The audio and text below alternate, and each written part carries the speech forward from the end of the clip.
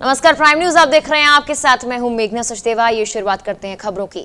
CM योगी ने प्रधानमंत्री ग्राम सड़क योजना के तहत उत्तर प्रदेश के 56 जिलों में 204 करोड़ की लागत से 2095 किलोमीटर लंबे 748 मार्गों और पंचायती राज विभाग के जरिए 647 करोड़ की लागत से बनने वाली 2000 किलोमीटर लंबी 1825 सड़कों का लोकार्पण और शिलान्यास किया। लखनऊ में अपने सरकारी आवास पर वीडियो कॉन्फ्रेंसिंग के जरिए आयोजित इस कार्यक्रम में सीएम योगी ने कहा कि गांवों की अर्थव्यवस्था का आधार ग्रामीण सड़कों के निर्माण के बड़े कार्यक्रम को आगे बढ़ाया गया है।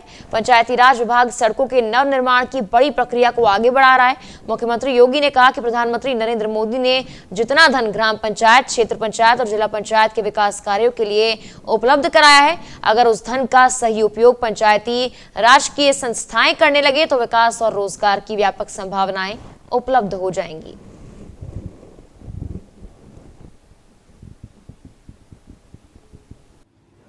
बहुत बहुत बधाई आपको और आपकी पूरी टीम को, बहुत बहुत बधाई।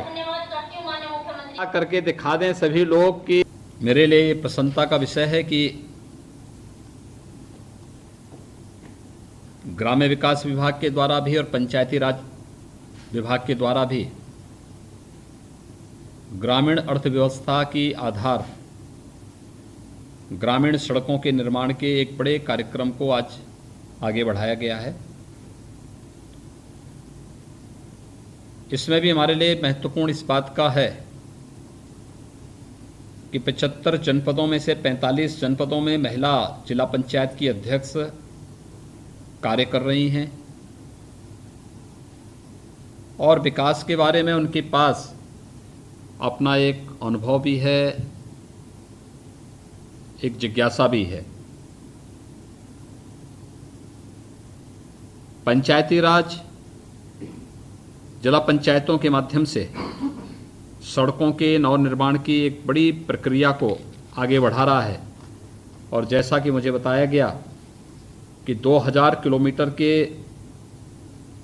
1825 मार्गों के नवनिर्माण के लिए 647 करोड़ रुपये की लागत से इन सड़कों के निर्माण कार्य का एक साथ पूरे प्रदेश के अंदर शुभारंभ हो रहा है। देश 1947 में आज़ाद हुआ था और प्रधानमंत्री ग्रामीण सड़क योजना सन 2001 में ये योजना लागू हो पाई थी।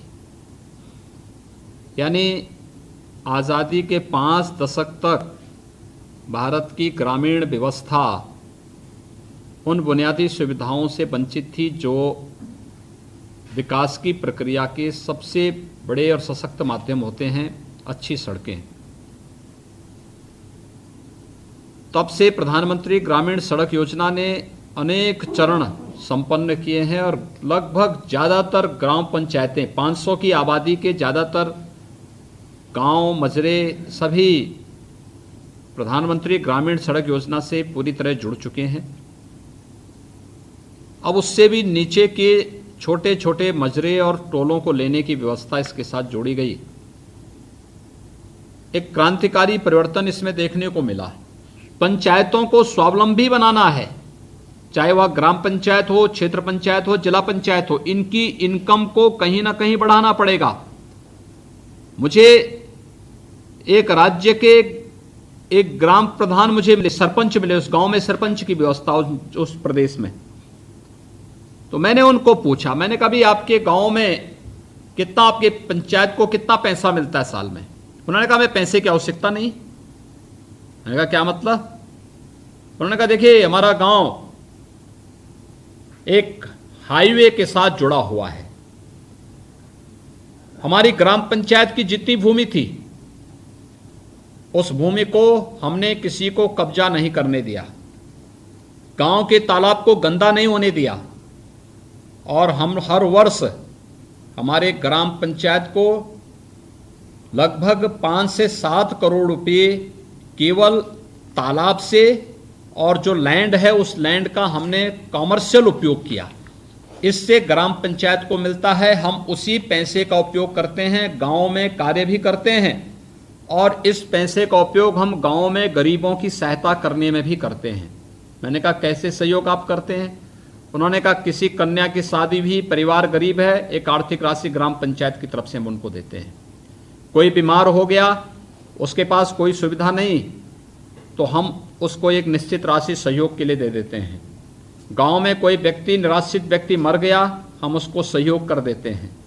यानी ये कल्पना एक गांव कर रहा है, ये भी भारत का ही गांव है। मैंने कहा आपने गांव में क्या क्या काम किया? उसने कहा हमारे गांव में पूरा गांव इंटरलॉक है, इंटरलॉकिंग से जुड़ा हुआ है, ड्रेनेज सिस्टम है, एक भी बूंद कहीं वाटर लॉगिंग नहीं हो सकता, पेयजल हमने घर घर पहुंचाया है, स्वच्छता एकदम साफ सुथरा है, कूड़ा प्रबंधन का कार्य हमने कर रखा है अलग अलग जगह। हर व्यक्ति पूरी जवाबदेही के साथ कार्य करेगा। हमारे यहां सफाई कर्मी की कोई व्यवस्था नहीं, लेकिन गांव पूरा अपने कार्य को संपन्न करता है। और गांव अपने सारे कार्यों के लिए हम लोगों ने जगह पहले से आरक्षित कर रखी है। कहाँ रामलीला होनी है, कहाँ होलिका दहन होना है, कहाँ शमशान घाट बन है, कहाँ पर कब्रिस्तान बनना है, कहाँ गौचर भूमि सुरक्षित होनी है, कहाँ गाय गौचारण की व्यवस्था होनी है, कहाँ पर खेल का मैदान बनना है, कहाँ पे क्या क्या चीजें गांव में हमने व्यवस्थित रूप से करके रखा है। और हमारा ग्राम पंचायत एक आत्मनिर्भर गांव है। मुझे लगता है एक अच्छा प्रयास है। आज एक बार, पहली बार मुझे लगता है कि इतने बड़े पैमाने पर जिला पंचायत के द्वारा हॉट मिक्स प्लांट से किए जाने वाले कार्यों का हम एक साथ यहाँ पर शुभारंभ करने जा रहे हैं। यानी कितने बड़े पैमाने पर ये कार्य होने जा रहे हैं। 2000 किलोमीटर की सड़कें प्रदेश के अंदर बनेंगी, 1800 से ज्यादा मार्ग इससे जुड़ेंगे, और एक व्यापक राशि भी खर्च तो हो रही है, लेकिन रोजगार भी हमारे लिए बहुत महत्वपूर्ण है। उत्तर प्रदेश जैसे राज्य में हम इसकी कीमत पहले नहीं समझ पाते थे, लेकिन जब कोरोना कालखंड के दौरान हम लोगों ने रोजगार के महत्व को देखा, 40 लाख से अधिक प्रवासी कामगार और श्रमिक प्रदेश में आए। हमने उनको एक बार राशन किट उपलब्ध करवाया, लेकिन वे चूंकि मेहनत कश थे, उन्होंने कहा हमें कार्य चाहिए। और मनरेगा के माध्यम से, विभिन्न अन्य योजनाओं के माध्यम से जब कार्य प्रारंभ हुआ, हर एक व्यक्ति खुशहाल है, कुछ ना कुछ कार्य करते हुए दिखाई दे रहा है, अपनी हुनर और अपनी पूरी प्रतिभा का लाभ गांव को दे रहा है, पंचायतों को दे रहा है। और यही मैं अपेक्षा करूंगा कि जो कार्य आज यहाँ पर पंचायती राज व्यवस्था के माध्यम से, यहाँ पर जिला पंचायतों के माध्यम से हुआ है, मैं सभी जिला पंचायत अध्यक्षों को, उन्होंने इस कार्य के साथ अपनी सहमति जोड़ी, और आज एक साथ हम लोग इस योजना के माध्यम से 1825 मार्गों के नवनिर्माण में लगभग 650 करोड़ रुपए की परियोजनाओं का एक साथ शिलान्यास करने जा रहे हैं। एक बड़ा कार्य आज यहाँ पर आपके माध्यम से हुआ है। सबसे बड़ी बात यह है कि कार्य जब टिकाऊ होगा तो उस कार्य की टिकाऊ के साथ आपकी पहचान भी बनेगी। नरेंद्र मोदी 30 नवंबर को वाराणसी जाएंगे, जहां पर स्वागत के लिए प्रशासन ने पूरी तैयारियां कर ली हैं। देव दीपावली के मौके पर गंगा के 84 घाटों पर लगभग 15 लाख दिए जलाए जाएंगे। प्रधानमंत्री मोदी क्रूज पर बैठकर गंगा घाटों की दिव्य छटा का आनंद लेंगे। पीएम मोदी राजघाट से रविदास घाट तक जलमार्ग से जाएंगे। इस दौरान वो कुछ वक्त के लिए रुककर चेत सिंह घाट पर लेजर शो देखेंगे। प्रधानमंत्री मोदी के साथ उत्तर प्रदेश के मुख्यमंत्री योगी और केंद्रीय मंत्री नितिन गडकरी भी शामिल रहेंगे। बता दें कि कोरोना संक्रमण के बाद पीएम मोदी पहली बार 9 महीने के बाद काशी आ रहे हैं। इस दौरान प्रधानमंत्री नरेंद्र मोदी राजा तालाब इंडिया 6 लेन के उद्घाटन, देव दीपावली महोत्सव समेत कुछ अन्य कार्यक्रम में शामिल होंगे।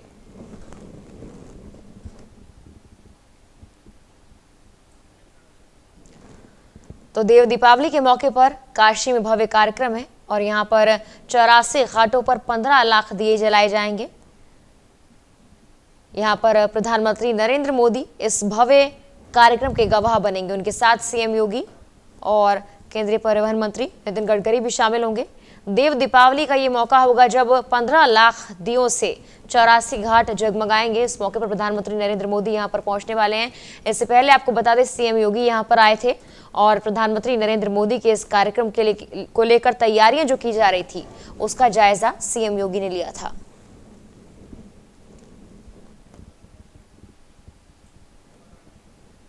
क्रूज से गंगा घाटों का जायजा लेंगे प्रधानमंत्री नरेंद्र मोदी। देव दीपावली के मौके पर काशी में यह भव्य कार्यक्रम है जहां पर 15 लाख दिए जगमगाएंगे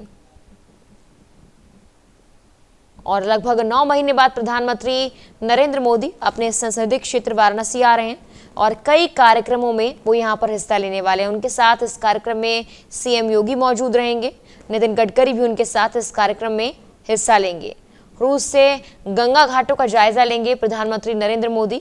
पहले इस दौरे को संभावित दौरा इसलिए कहा जा रहा था क्योंकि कोई जानकारी नहीं थी कि क्या वाकई प्रधानमंत्री नरेंद्र मोदी यहां पर आने वाले हैं, लेकिन अब इस दौरे को लेकर ये जानकारी सामने आ गई कि प्रधानमंत्री नरेंद्र मोदी देव दीपावली के मौके पर यहां पर आएंगे। उनके साथ सीएम योगी भी मौजूद रहेंगे और इससे पहले सीएम योगी यहां पर आए थे। तैयारियों का जायजा उन्होंने लिया, किस तरह से प्रधानमंत्री के दौरे को लेकर तैयारियां की जा रही हैं उसकी जानकारी ली और दिशा निर्देश भी अधिकारियों को दिए। 84 घाटों पर 15 लाख दिए जलाए जाएंगे और भव्य देव दीपावली मनाई जाएगी वाराणसी में। कोरोना काल में 9 महीने के बाद प्रधानमंत्री नरेंद्र मोदी देव दीपावली के मौके पर वाराणसी पहुंच रहे हैं।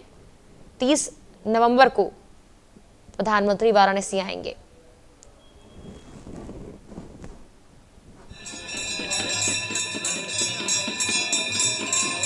देश के यशस्वी प्रधानमंत्री वाराणसी के लोकप्रिय सांसद आदरणीय नरेंद्र मोदी जी का, जैसा आप सब जानते हैं कि वाराणसी का सतत उनका जो लगाव है, वाराणसी से सतत जुड़े रहते हैं, उसी निमित्त वो 30 तारीख को देव दीपावली के पावन पर्व पर काशी उनका आगमन सुनिश्चित हुआ है।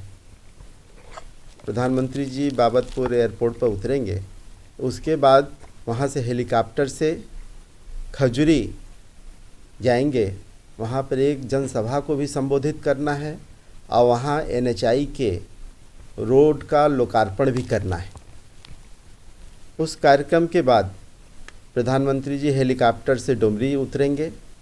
डुमरी पर वो क्रूज से ललिता घाट जाएंगे। ललिता घाट से काशी का ड्रीम प्रोजेक्ट बाबा विश्वनाथ धाम का अवलोकन करेंगे, बाबा विश्वनाथ की पूजा अर्चन करेंगे।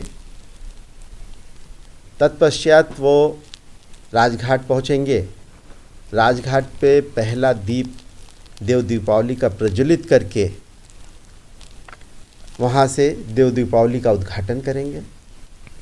वहाँ पे कार्यकर्ताओं का और जन से संवाद भी करेंगे, उनका हम सबका मार्गदर्शन भी करेंगे। वहाँ कुछ देर सांस्कृतिक कार्यक्रम का भी अवलोकन करेंगे और उसके बाद प्रधानमंत्री जी क्रूज से निकलेंगे राजघाट से और सभी घाटों का देव दीपावली के दीपों का, देव दीपावली के कार्यक्रमों का अवलोकन करते हुए रविदास घाट तक जाएंगे। बीच में चेत सिंह घाट पर लेजर शो का भी अवलोकन करेंगे। रविदास घाट से बाई रोड प्रधानमंत्री जी सारनाथ पहुंचेंगे। वहां पर लाइट एंड साउंड का अवलोकन करेंगे। इन सभी कार्यक्रमों को करते हुए प्रधानमंत्री जी रात्रि 9 बजे के आसपास में बाबतपुर रवाना होंगे, जहां से वो दिल्ली को प्रस्थान करेंगे।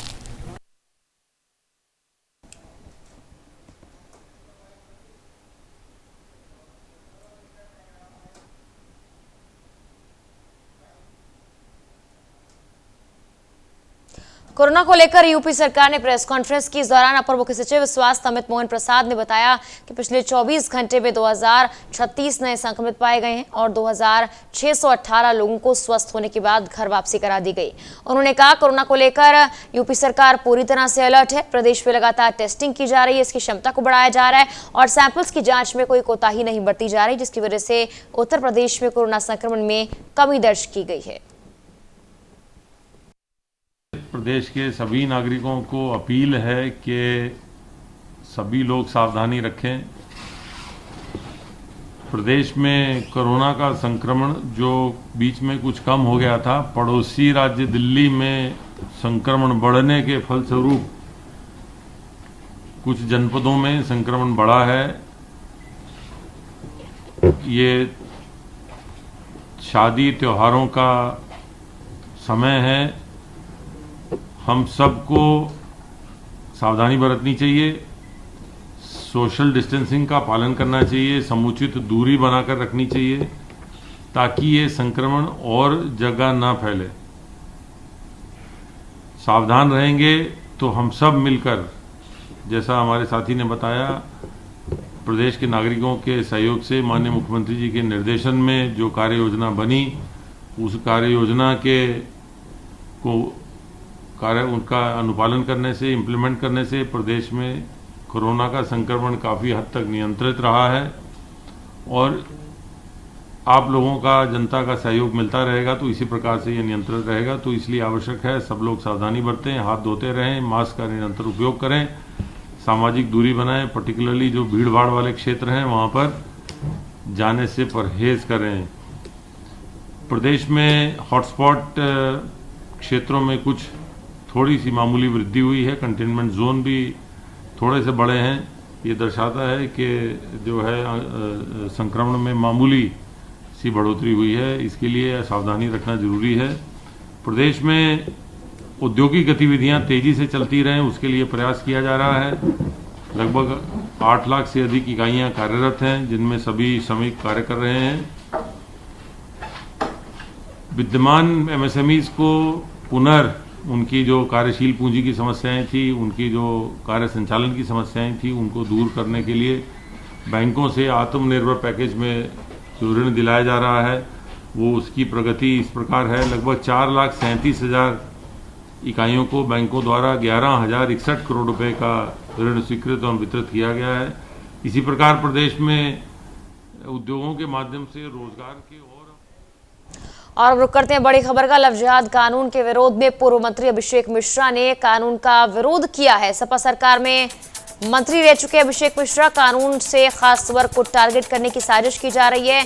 कानून बनाने वाले को प्यार मोहब्बत भी करना होगा। देश और प्रदेश में नफरत के लिए कोई जगह नहीं।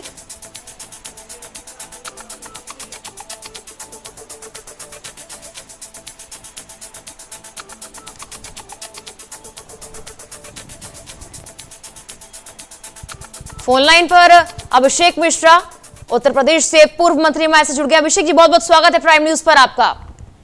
जी बहुत धन्यवाद। अभिषेक जी, देखिए लगातार प्रतिक्रियाएं लव जिहाद पर जो कानून बन रहा है उसको लेकर सामने आ रही है और मिली जुली प्रतिक्रियाएं सामने आ रही हैं। इस कानून को लेकर आप क्या सोचते हैं? क्या वाकई फर्क ला पाएगा ये कानून जिस तरह से मामले सामने आ रहे हैं?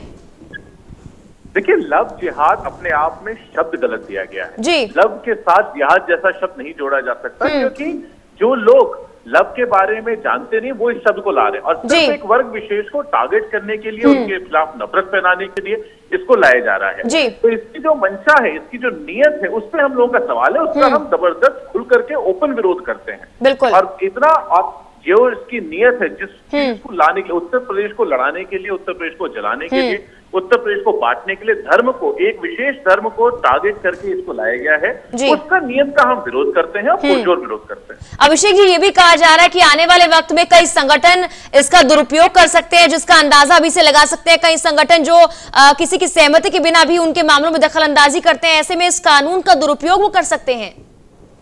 बिल्कुल, देखिए इसका दुरुपयोग होगा। हम लोग का पूरा विरोध ही इसके दुरुपयोग की पॉसिबिलिटीज को लेकर के है कि जिस तरीके से इसका दुरुपयोग किया जा सकता है और जिस तरीके का इन्होंने कानून बनाया है, वो सिर्फ एक पॉलिटिकल मैसेज देने के लिए, एक वर्ग विशेष को टारगेट करने की नियत से बनाया गया है।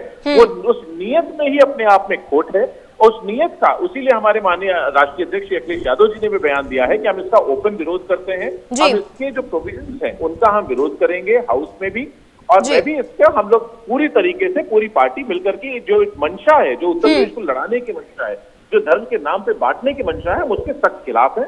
उत्तर प्रदेश को मिल बांट करके चलना होगा, सबको एक साथ लेके चलना होगा, यही समाजवाद का असली अर्थ है। बिल्कुल अभिषेक जी, धन्यवाद जुड़ने के लिए हमारे साथ।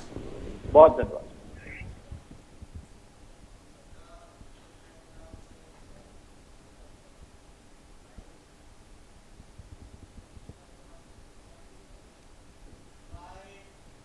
चलिए खबरों में आगे बढ़ते हैं। हैदराबाद में चुनाव प्रचार करने गए सीएम योगी के हैदराबाद का नाम बदलने के बयान पर देवबंदी उलेमा मुफ्ती असद कासमी ने नाराजगी जाहिर की। उन्होंने कहा, बीजेपी सरकार जब सत्ता में आई थी तो यह नारा था कि सबका साथ, सबका विकास और सबका विश्वास, लेकिन वो अपने इस नारे पर खरी नहीं उतरी और नाम बदलने पर लगी हुई है। बता दें कि सीएम योगी ने हैदराबाद का नाम बदलकर भाग्यनगर बदलने की बात कही थी।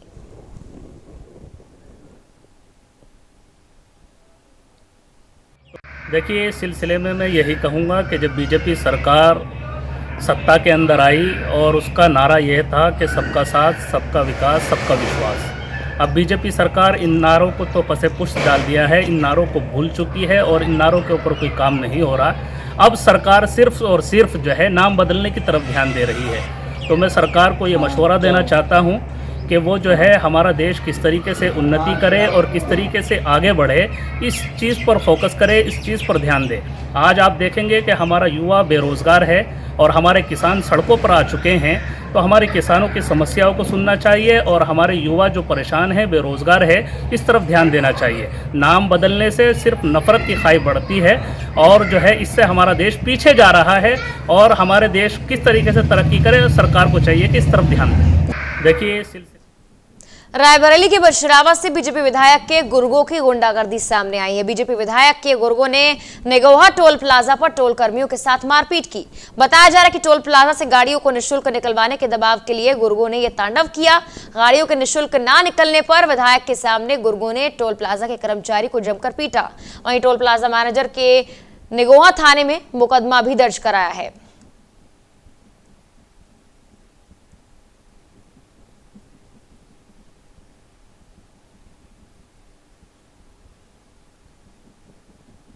तस्वीरें आप देखिए जहां पर बीजेपी विधायक की मौजूदगी में मारपीट का यह मामला सामने आया है।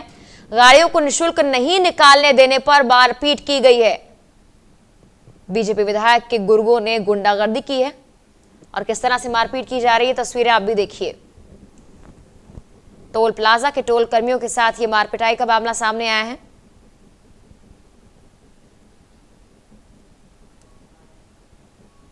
गाड़ियों को निःशुल्क नहीं निकालने देने पर इस तरह से बर्ताव किया गया है। फिलहाल मामला दर्ज हुआ है।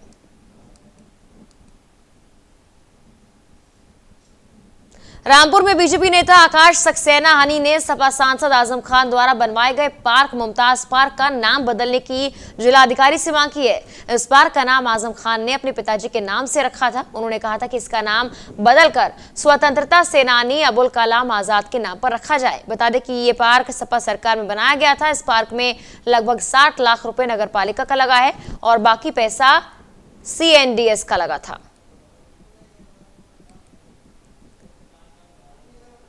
तो बीजेपी नेता ने पार्क का नाम बदलने की मांग की है। आजम खान के पिता के नाम पर यह पार्क है। फिलहाल सपा सरकार के दौरान इस पार्क को बनवाया गया था। आकाश सक्सेना हनी यानी कि भाजपा नेता जो हैं, उन्होंने मांग की है इसके नाम को बदलने की।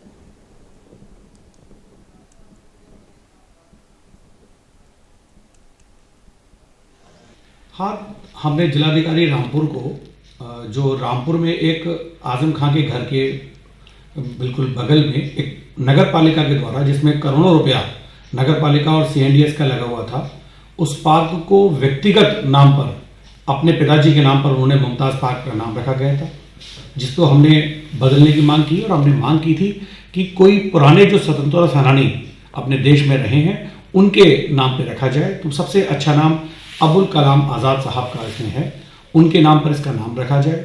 और इसके अलावा जब ये पार्क बना था तब से और आज तक कभी ये पार्क जनता के लिए नहीं खोला गया। तो हमारी मांग थी कि इसको बनने के बाद इसको जनता के लिए खोला जाए। तो जो सरकारी पैसे का जो इसमें इस्तेमाल हुआ है वो जनता के काम आना चाहिए। तो किसने बनवाया था? लगभग कितना पैसा इसमें लगा था? लगभग इसमें 60 लाख रुपए नगर पालिका के द्वारा लगाया गया था, बाकी CNDS का पैसा था। तो ऐसे करके अच्छा खासा पैसा इसमें इन्वेस्ट हुआ था।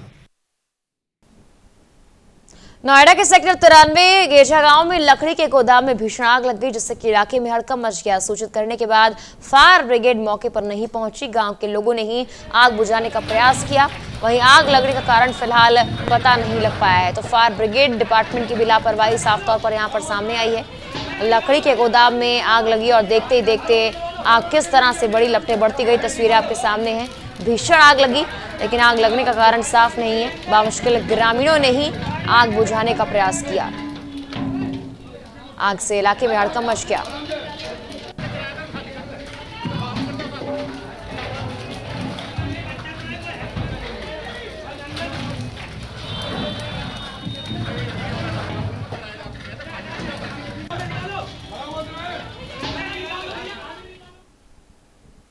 और इसी के साथ फिलहाल के इस बुलेटिन में इतना ही। तमाम खबरों के लिए आप बन रहे प्राइम न्यूज पर। नमस्कार।